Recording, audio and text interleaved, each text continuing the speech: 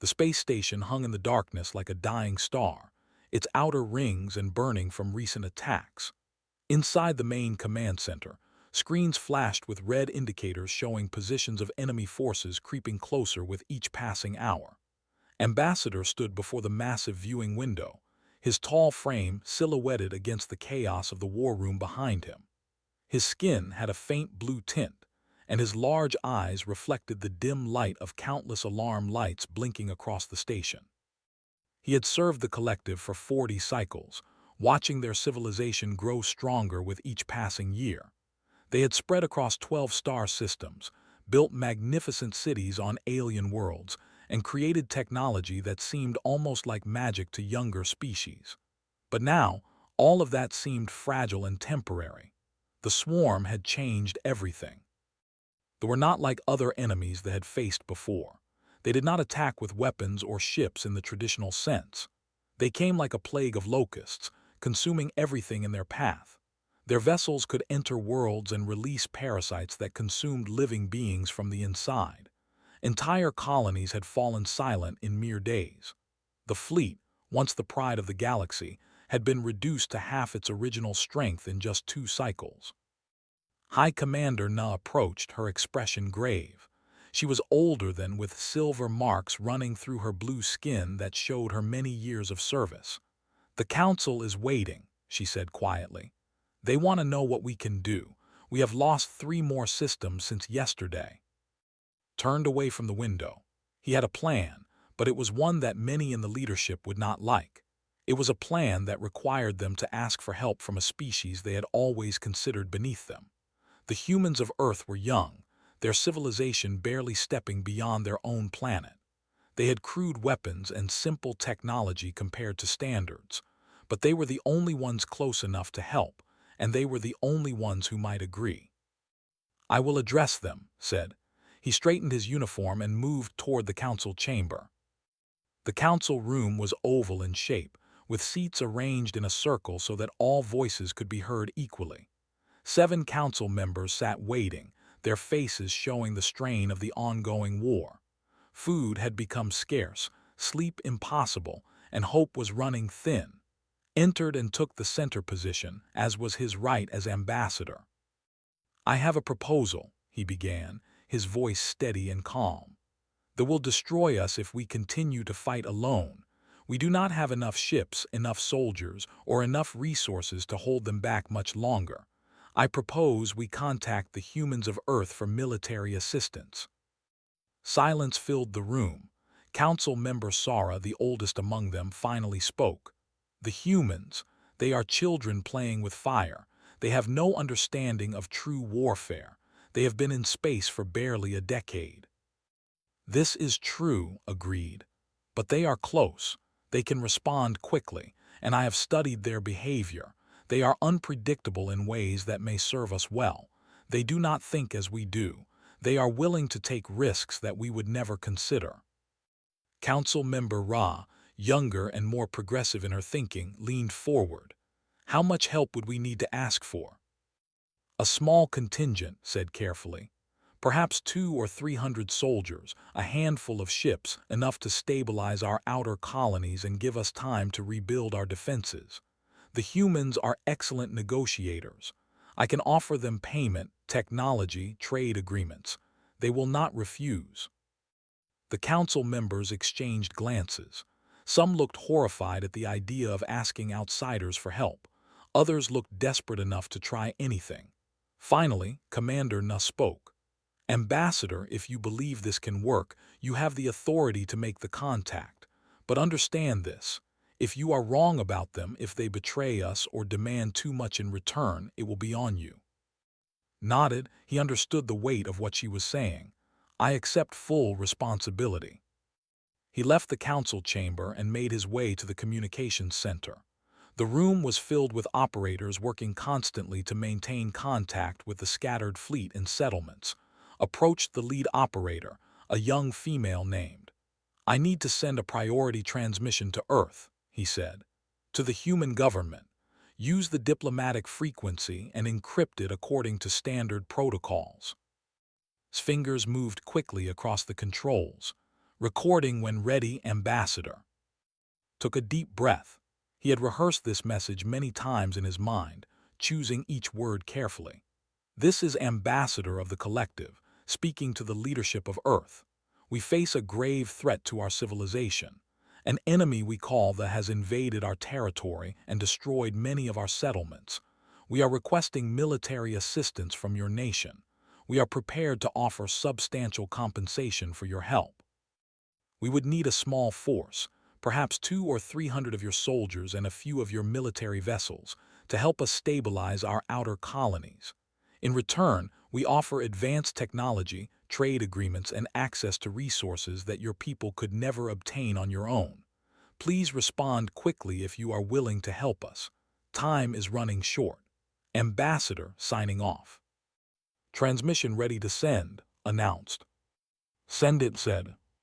The message traveled through the void of space at the speed of light, heading toward the distant blue world of Earth.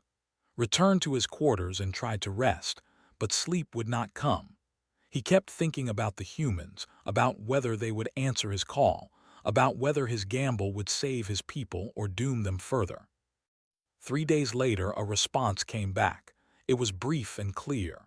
The human commander's name was Min, and her message was simple: "We will send help. You won't be disappointed." Read the message several times, trying to interpret hidden meaning in those simple words. There was something in that message that troubled him slightly, something he could not quite identify. It was the confidence in her tone, the certainty, the way she had said, "won't be disappointed," as though she knew exactly what they needed and exactly how to provide it. He showed the message to High Commander Na. She read it once and then looked at with concern. "This Min seems very sure of herself," Na observed. "Perhaps that is a good thing," replied, trying to convince himself as much as her. Confidence suggests capability. But in his heart, wondered if he had just made the biggest mistake of his life. Still, there was no time to reconsider. They would not wait. All they could do now was prepare for the arrival of humanity's military aid and hope that the young, unpredictable humans of Earth could truly help them survive. The sensor array detected the jump gate signature 2 days earlier than expected. A massive energy surge rippled across space as a vessel emerged from the quantum tunnel, appearing in airspace like a ghost materializing from another dimension. Ambassador received the alert in his chamber and rushed to the command center, his heart pounding with a mixture of anxiety and anticipation. High Commander Na was already there, studying the incoming vessel on the main display screen. What appeared before them was not what they had expected to see. Had imagined a small shuttle or perhaps a light cruiser with a few support ships. Instead, they saw a single large warship, sleek and dangerous-looking, with a design that was completely foreign to aesthetics. Its hull was dark gray, bristling with what appeared to be weapons emplacements.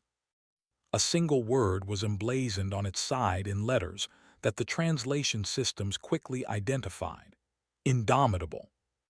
"Only one ship," Na said, her voice carrying both disappointment and something else, perhaps skepticism.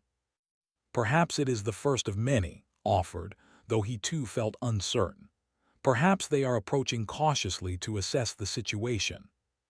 The ship transmitted on the standard diplomatic frequency. A voice, female and calm, filled the command center. "This is Captain of the Earth Defense Fleet Destroyer Indomitable. I am requesting docking permission at your primary station. I have a crew of 300 military personnel and combat support specialists. We are ready to engage the enemy and assess your military capabilities." Exchanged a look with Na. A destroyer was not a large ship by standards, but there was something about the confidence in Captain's voice that made him feel slightly better about the situation. Perhaps the humans understood their needs better than he had explained them. "Docking permission granted," Na responded. "Welcome to space, Captain."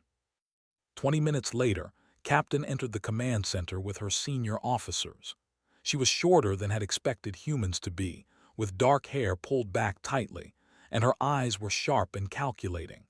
She wore a military uniform that was functional rather than ornate, with medals and insignia that indicated she was a highly experienced officer. Her team fanned out around her, each member moving with precise, practiced efficiency. "Ambassador," said, extending her hand in the human greeting, "I understand you are the one who requested our assistance." Took her hand and was surprised by the firmness of her grip. "Welcome, Captain. I appreciate your prompt response. The situation is quite dire. We have lost significant military assets and—" "I will need a full tactical briefing immediately," interrupted, not unkindly, but with the tone of someone accustomed to being in command. "I want to see your fleet positions, enemy movements, and resource capabilities. We need to move quickly if we are going to be effective." High Commander Na led and her team to the Tactical Operations Center. For the next 2 hours, they downloaded all available intelligence about the invasion and the current state of defenses. Watched as studied the displays, her expression never changing, her questions always direct and insightful. She asked about supply lines, about the capabilities of individual ship classes, about the psychological state of the soldiers. Her knowledge of military strategy seemed to be exceptional. Finally stood back from the tactical display. "Your problem," she said, speaking to both and Na, "is that you are thinking defensively. You are trying to hold ground and protect populations. But that is not how you win wars against a swarm-based enemy. You have to be aggressive. You have to hurt them more than they hurt you, and you have to do it faster than they can adapt." "We do not have enough ships," Na said wearily. "We have been fighting a losing battle since the beginning." "You have enough if you use them correctly," replied. She turned to one of her officers. "Commander Sung, I want you to coordinate with High Commander Na on a new defensive strategy. Use their ships but position them differently. Focus on creating kill zones instead of broad defensive lines. Use their larger vessels as bait while we use speed and precision strikes." Over the next 6 hours, a new battle plan took shape. Seemed to understand instinctively how to leverage strengths while compensating for their weaknesses. She positioned her single destroyer, the Indomitable, in a central location where it could move rapidly to any threatened area. She had her engineers work with technicians to set up drone swarms, automated defenses, and coordinated sensor arrays. Then they attacked. A cluster of their biological warships descended on one of the outer settlements. The attack came with the usual swarm tactics: overwhelming numbers, multiple vectors of assault, parasitic weapons designed to break through traditional defenses. But this time, something was different. As they approached, the Indomitable jumped into position. Captain's voice came through the communication network, calm and precise. "All units, execute pattern Delta 7. Activate autonomous drone swarms. Focus fire on coordinates I am transmitting now." What happened next seemed almost impossible to the observers watching from their command center. The human ship released hundreds of small combat drones that moved in perfect synchronization, overwhelming the forces with precise, coordinated attacks. At the same time, the Indomitable itself unleashed a barrage of weapons that seemed to target the enemy with supernatural accuracy. Where the forces would have engaged in broad combat exchanges, tactics focused on rapid strikes at specific enemy vessels and formations. The attack collapsed in less than 30 minutes.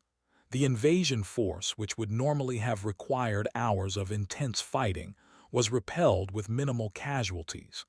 The biological ships retreated, returning to their main fleet positions. Silence fell over the command center. High Commander Na stood staring at the tactical display, watching the retreating enemy forces, seeming unable to quite believe what she had just witnessed. "Captain," Na said slowly, "what you have just done. In 30 years of command, I have never seen anything like it." "It is not magic," replied, already reviewing battle data with her team. "It is tactics. It is understanding how your enemy thinks and refusing to fight their battle on their terms. You are fighting like warriors meeting in honorable combat. War is not honorable. War is about winning. Whoever wins is right." Ambassador felt something shift in his understanding of the humans. They had sent only one ship, but that one ship had proven more effective than any of his calculations. More importantly, Captain was still here, studying the data, already planning the next encounter. She was not satisfied with one victory. She was preparing for war. He sent a message to Commander Min on Earth. "Your captain has arrived. She is extraordinary. Are you sending more assistance?" The response came back hours later, and it was brief, escalating to full support. ETA 48 hours. Did not know what that meant exactly, but he had a feeling that they were about to find out. The first warning came at 600 hours. A junior sensor operator named noticed something unusual on the long-range detection array. Multiple energy signatures were appearing simultaneously across 5 different jump gate points throughout space. He immediately alerted his superior, who alerted High Commander Na. Within minutes, the main command center of the space station was filled with activity. Officers rushed between stations, checking and rechecking readings, trying to understand what was happening. Arrived within moments of the alert, his heart racing. He stood next to Na as she studied the incoming data with growing disbelief. "How many?" she asked quietly. The sensor officer, a young male named Ra, took a moment to run the calculations. When he looked up, his face was pale. Initial count shows approximately 347 vessels entering space simultaneously, but more are coming through the gates. The number is still rising. 347 ships. Felt his legs weaken slightly. The entire fleet combined numbered less than 200 vessels. What was appearing before them was not assistance. It was an invasion force, but not in the way they invaded. This was something else entirely. "Open communication on all frequencies," Na commanded. "I want to know who they are and what their intentions are." A commanding voice filled the communication channel, speaking in perfect. "This is Admiral of the Earth Defense Fleet. I am assuming command of all military operations in this theater. All military assets will coordinate with my command structure. We are here to eliminate the threat completely. Resistance will be noted and reported, but cooperation is strongly recommended." And Na stared at each other. There was no question anymore about whether humanity would help them. The question was whether humanity intended to help them or conquer them. Captain appeared in the command center, moving with complete calm as the chaos swirled around her.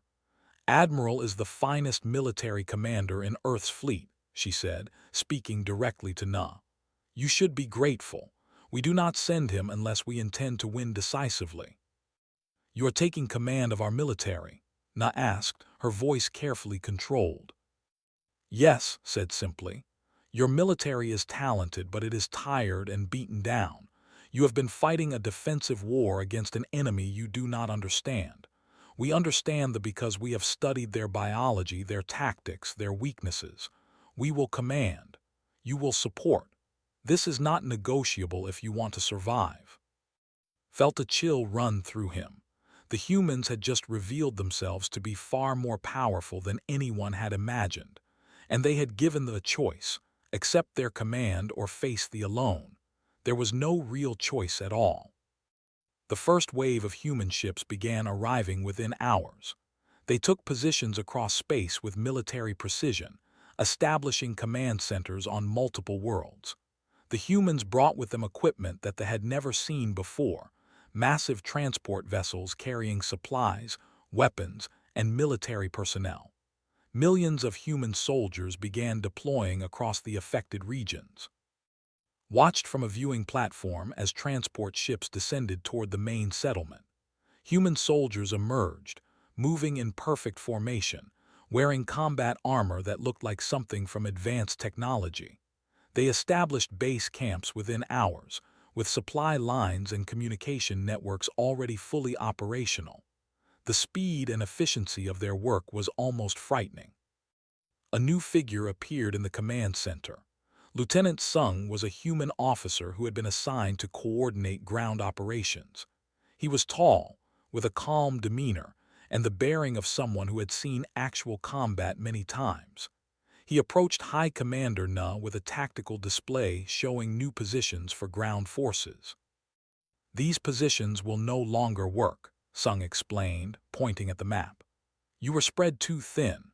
We will consolidate your forces and create layered defenses. Each position will support the others.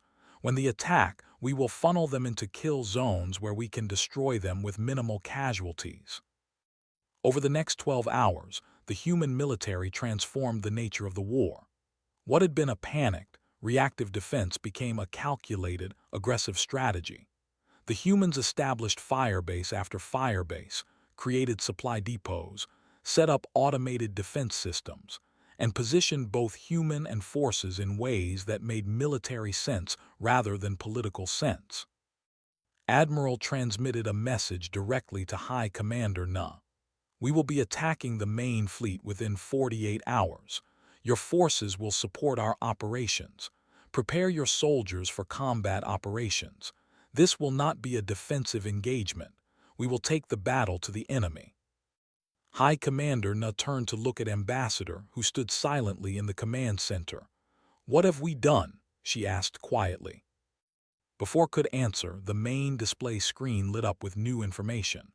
The human fleet was moving into attack formation. Hundreds of ships, coordinated with flawless precision, were accelerating toward the positions, and then understood. They had not sent just enough to help. They had sent their entire military force. Every warship, every combat vessel, every soldier that Earth could spare was now in space. "We asked for aid," said slowly, understanding the true meaning of what had happened. "And they sent everyone." Captain stood nearby, and she turned to look at with an expression that was almost like sympathy. "On Earth, we have a saying," she said. "When someone asks you for help in a time of crisis, you do not ask if they need a little help or a lot of help. You help them completely. You send everyone. You commit everything. Because a half measure in the face of extinction is the same as no help at all." As watched the human fleet move toward combat, he realized that they had not just received military assistance. They had received a complete transformation of their military position. The humans had come not to help them win. The humans had come to ensure that they could not possibly lose. And somewhere in the fleet, their commanders were probably just beginning to understand that they had made a catastrophic mistake by invading a region where the humans of Earth took interest. The first battle lasted 3 days. Admiral committed the entire human fleet to a single, massive assault against the main battle force. What the commanders had thought would be a desperate struggle turned into a surgical elimination of enemy capability. The humans did not engage in the traditional broad-front combat that they expected. Instead, they used coordinated strikes, multiple vectors of attack, and overwhelming firepower focused on specific enemy positions. Captain commanded the space operations, and her tactics were something between art and mathematics. She would position 3 human battleships to draw enemy fire from a certain direction. While they concentrated on those targets, she would send smaller, faster ships around the sides to strike at the enemy formation's weak points. The commanders, creatures of pure swarm instinct, could not adjust their tactics. They had evolved to win through overwhelming numbers and biological persistence. They had never encountered an enemy that could think like humans thought, that could plan multiple moves ahead, that could sacrifice minor advantages to gain larger ones. On the ground, Lieutenant Sung oversaw operations that were equally devastating. They would attack human and defensive positions with the same overwhelming force that had worked so many times before. But this time, the defenders were ready. Sung had studied attack patterns and predicted where they would strike next. Human soldiers, positioned in prepared defensive zones, would wait until the swarms were fully committed before unleashing devastating coordinated fire. The parasitic creatures, evolved for biological warfare, found themselves facing hardened troops with advanced weapons and no intention of surrender. Sergeant In commanded one of the critical firebase positions on the colony world of 7. She was a human female with combat experience spanning 2 decades, and she moved through her defensive lines with complete confidence. Her troops had built an overlapping network of trenches, fortifications, and killing zones. When they attacked, they sent millions of parasitic creatures in wave after wave against the human positions. The humans did not panic. They did not flee. They held their positions, fired in coordinated patterns, and allowed them to break themselves against prepared defenses. An observer watching from above would have seen something remarkable: a thin line of human soldiers, supported by allies, holding against an enemy that should have overwhelmed them through sheer numbers. But the humans had something they did not have. They had faith in their commanders, confidence in their training, and absolute certainty that they would not be defeated. On the 7th day of the campaign, Admiral made a decision that shocked both the and the. He activated a weapons system that the humans had been holding in reserve, the combat drone carrier fleet. Massive vessels, each one the size of a battleship, opened their launch bays and released millions of small, automated combat drones. These drones were intelligent and coordinated, able to act independently while following overall strategic goals. The sky over multiple positions suddenly filled with machines, millions of them, moving in perfect formation, overwhelming enemy air defenses through sheer numbers and precision.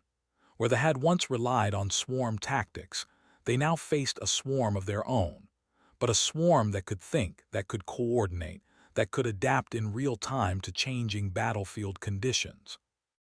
Military strategists now watched the battle progress from the command center and felt something she had not felt in cycles: hope. She turned to Ambassador, who stood watching the same displays. "They are not just winning," she said slowly. "They are destroying the capability to fight at all." As the weeks passed, the pattern became clear. They were not just losing territory, they were being systematically eliminated. Admiral pushed his forces relentlessly, never allowing the enemy time to rest or regroup. When forces retreated to new defensive positions, the humans followed. When they tried to evacuate infested colonies, human strike teams intercepted them. The war was no longer a struggle for survival. It was an elimination campaign. Captain stood in a command center watching a three-dimensional map of space. Red markers showing positions were disappearing one by one, replaced by blue markers showing human and control. She spoke briefly with Admiral over secure communication. "The enemy has been pushed beyond the outer boundaries of space," she reported. "Pursuit forces are currently engaging retreating enemy elements. All primary objectives have been achieved. The invasion is broken." Admiral's response was characteristic of his thinking. "Do not stop. Continue pursuit. I want to eliminate their ability to threaten this region again. Push them back 3 more star systems. Establish forward operating bases. I want them to understand that they made a mistake coming here." For another 10 days, the human forces pursued the retreating. It was not a battle. It was a hunt.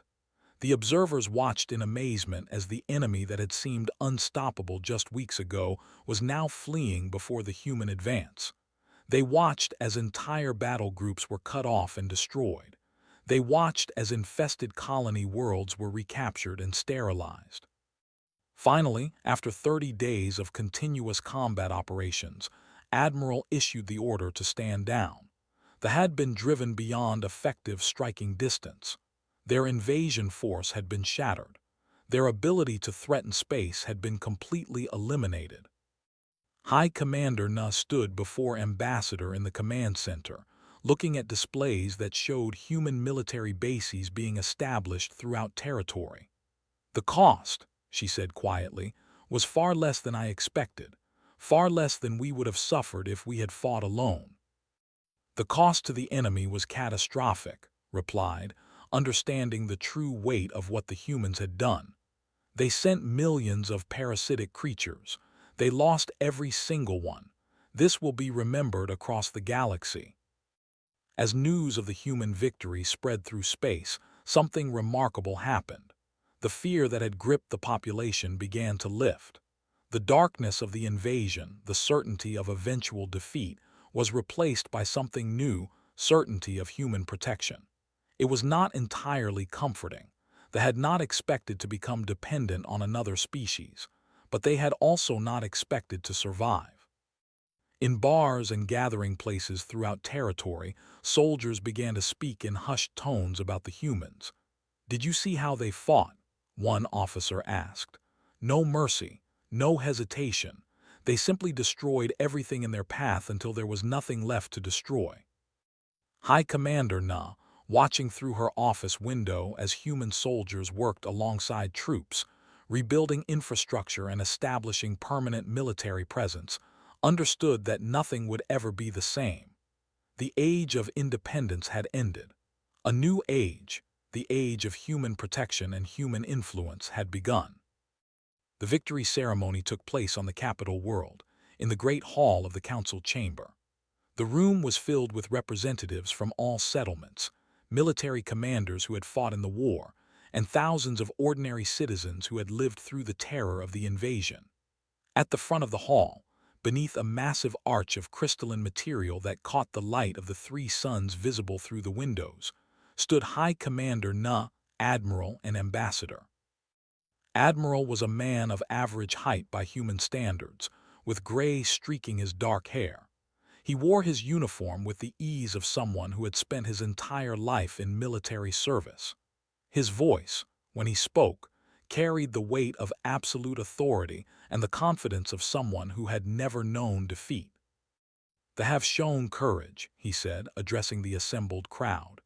"They have shown the willingness to fight for their survival and their world. These are admirable qualities. We have fought alongside them and we have seen their strength. The invasion has been stopped. More than stopped. It has been eliminated. Any remaining forces of that species will not return to threaten your worlds again." A roar of approval filled the hall. Stood and cheered, tears running down many of their faces. For the first time in cycles, they could believe that they would survive, that their children would grow up on worlds that belonged to them. After the formal ceremony, Commander Min of Earth arrived through a quantum communication link, her image appearing on a large display screen in the council chamber. She was younger than Ambassador had expected, but her presence commanded respect from everyone in the room. She greeted the council formally, and then she spoke to them about the future. "The Earth Defense Fleet will maintain a permanent presence in space," she announced. "We will establish bases on your primary worlds. We will coordinate your military operations. We will share technology to help you rebuild and strengthen your defenses. In exchange, we request full trade access to your resources and technology, and we request that support any future military operations that Earth may undertake in this region of space." High Commander Na approached the display showing Commander Min. "You are asking us to become your allies in all things," she said carefully. "We are," Min agreed. "We saved your civilization. In return, we ask for loyalty and cooperation. This is the nature of alliances. We do not ask for more than we are willing to give." Ambassador stepped forward. "Commander Min, I would like to propose formal treaty negotiations. The collective would like to establish not just a military alliance, but a cultural and economic partnership with Earth. We recognize that you have capabilities that exceed our own, and we would benefit greatly from peaceful cooperation." Commander Min smiled. "That is exactly what I hoped you would propose, Ambassador. Send your negotiators to Earth. We will meet with them and discuss the future of our peoples. I believe that humans and have much to teach each other." Over the following weeks, negotiations began between and human representatives. The humans shared technology for medical advancement, for agricultural improvement, for clean energy sources. They provided their knowledge of longer-range space travel, of interstellar navigation, of advanced material science. It became clear that while the humans excelled at military operations and tactical thinking, they had advantages in other areas of technology and science. Together, they could become something greater than either species alone. But not everything was celebrated. In the lower levels of the capital, in bars and gathering places where soldiers and ordinary citizens met, there was a different kind of conversation happening. Military officers sat in quiet groups, discussing what they had witnessed during the war. They held back, one commander said quietly. I have seen the records. The human forces that came here represented approximately 60% of their total military capacity. They left 40% of their fleet protecting their home system. A younger officer looked shocked. 60%, that was their entire visible fleet, hundreds of ships. Exactly, the commander said, taking a drink. Which means they have more ships at home. They have forces we have never seen. They have capabilities we cannot imagine. And they chose to bring all of this here just to help us, or perhaps to establish their dominance in our region. Either way, they have made their point crystal clear. The conversation spread. From bar to bar, from settlement to settlement, the realization grew among the people. The humans had not sent everything they had. They had sent enough to completely overwhelm to establish military dominance, to make clear that Earth was now a power that could not be ignored. But they had held back significant forces. An officer named Sora, looking at a drink in her hand, made a quiet comment that would soon be repeated across thousands of gatherings. We asked for aid, and they responded like we had insulted their honor. The phrase caught on. It spread through space like a wave. By the time it had been repeated 1,000 times, everyone understood what it meant. When humans gave help, they did not give it halfway. They did not send minimal forces. They sent enough to solve the problem completely, and they sent enough to make clear that they were the ones who had solved it. Word of the human victory began spreading to other worlds throughout the galaxy.